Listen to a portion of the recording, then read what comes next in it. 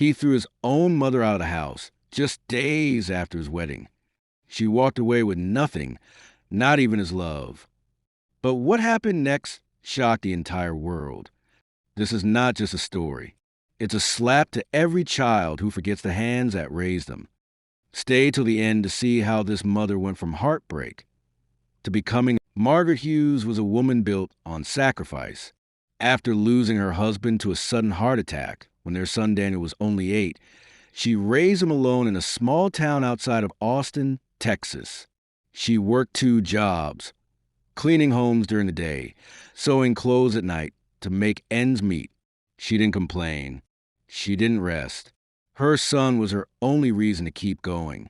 Daniel was her world. She made sure he had everything she couldn't afford for herself. She packed his lunches with care, saved pennies to buy him a used laptop for school, and watched with teary eyes when he got into college on a scholarship. Margaret couldn't afford to send him money, but she sent letters, prayers, and old-fashioned care packages filled with homemade cookies and hand-sewn socks. After college, Daniel landed a job in San Francisco as a software engineer. His first paycheck, he called her excitedly, "Mom, I'm going to take care of you now. It's your time to rest." Margaret cried tears of joy. She moved to San Francisco and lived with Daniel in a modest apartment. He bought her new clothes, a smartphone, and took her out to dinner every weekend. For the first time, she felt like life had finally returned her investment. But happiness, she would soon learn, can be fragile. Everything changed when Daniel met Emily. Emily was polished, intelligent, and came from a wealthy San Diego family. She wore designer dresses and had a smile that could win a boardroom. Margaret liked her at first. Emily was polite, brought flowers when she visited, and always addressed Margaret as ma'am. But something in her eyes felt distant, rehearsed. When Daniel and Emily got married, Margaret was happy. At least she tried to be. She moved into the guest room of their new condo in the city, kept mostly to herself, and tried to stay out of their way. But the distance grew. Emily started making subtle comments. "Your mom watches TV too loud. I can't concentrate with her cooking all that greasy food. She asked about my salary again. It's weird." Daniel, caught between his wife and mother, started changing too. The nightly chats with Margaret turned into brief hellos. Dinners became takeout in his room. Margaret felt her presence becoming a burden. Then came the day she would never forget. Daniel sat her down at the dining table. His face was serious, but awkward. "Mom, Emily and I have been talking. This place is getting tight, and we really need more space. I was thinking maybe we could rent you a place nearby, just for a while. I'll cover all your expenses. I promise." Margaret stared at him. She didn't say anything for a long moment. Her heart felt like it had been yanked from her chest. She simply said, "If that's what makes you happy, son." And she left. Margaret rented a tiny one-bedroom apartment in Oakland on the other side of the bay. It was old, noisy, and smelled of damp walls, but she kept it clean. Her body ached more these days, but she refused to wallow. One evening, while walking to a local laundromat, she ran into Linda, an old friend from her church back in Texas, who had also moved west to live near her daughter. Linda was running a small sewing and quilting shop online from her apartment. She invited Margaret over for coffee. "You have golden hands," Linda told her, watching Margaret fix a torn apron. "Why don't you start selling handmade clothes on Etsy?" Margaret laughed. "Me? I don't know a thing about computers." But Linda showed her how to take pictures, how to list items, how to ship orders.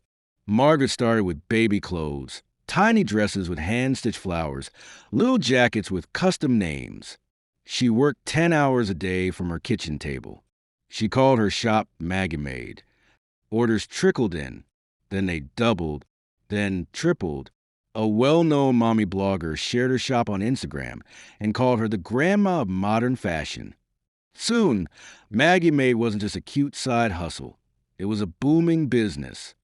Within 2 years, Margaret had moved out of her one-bedroom apartment and rented a small studio space.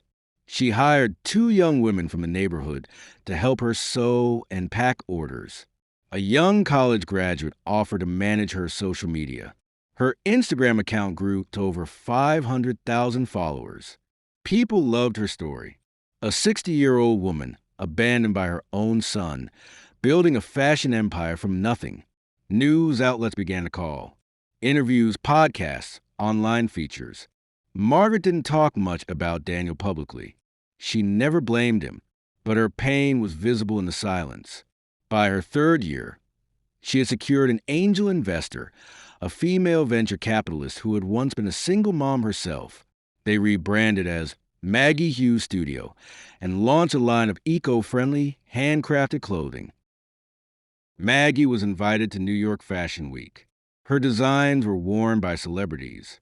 She was featured in Forbes' Women under the headline, "From Rock Bottom to Runway, the grandma who stitched her way to $1 billion." But it was never about the money. For Margaret, it was about proving, quietly with dignity, that being unwanted didn't mean being unworthy. One cold afternoon, while Margaret was reviewing fabric samples in her new office in downtown San Francisco, her assistant came in. "There's someone downstairs asking to see you. Says his name is Daniel Hughes." Margaret froze. She walked to the lobby. There he was, her son.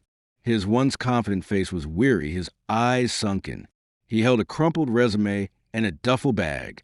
"Mom," he said softly, "Emily left me. I lost my job. Everything went downhill. I didn't know where else to go." Margaret looked at him for a long time. Her hands shook, but her voice was calm. "I always prayed for you," she said, "even when you forgot me." Tears filled his eyes. "I was wrong. I let someone come between us. I was blind." She nodded. Then she opened her arms, and for the first time in years, she held her son. "I don't need your apologies," she whispered. "I just needed you to come back." Margaret offered Daniel a job, not out of pity, but to help him rebuild. She placed him under a supervisor. She didn't spoil him, but she gave him what he had once taken from her, a second chance. Margaret Hughes eventually retired, turning Maggie Hughes Studio into a legacy company led by women from all walks of life. She established a nonprofit organization called Second Nest, a housing and job training network for elderly women displaced by their families. She didn't become a billionaire to prove a point. She did to prove that being discarded doesn't mean your story ends.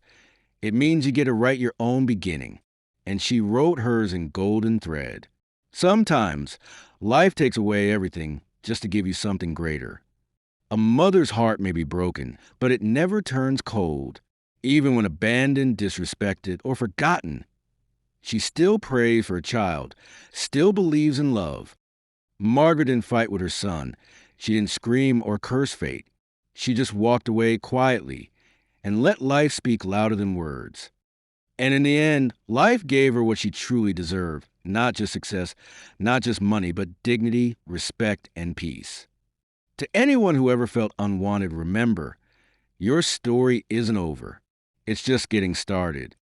Push bin, like, share, and subscribe for more real, emotional stories that touch the heart. Emotional stories that touch the heart. Loudspeaker and tell us in the comments. Do you think Margaret should have forgiven her son?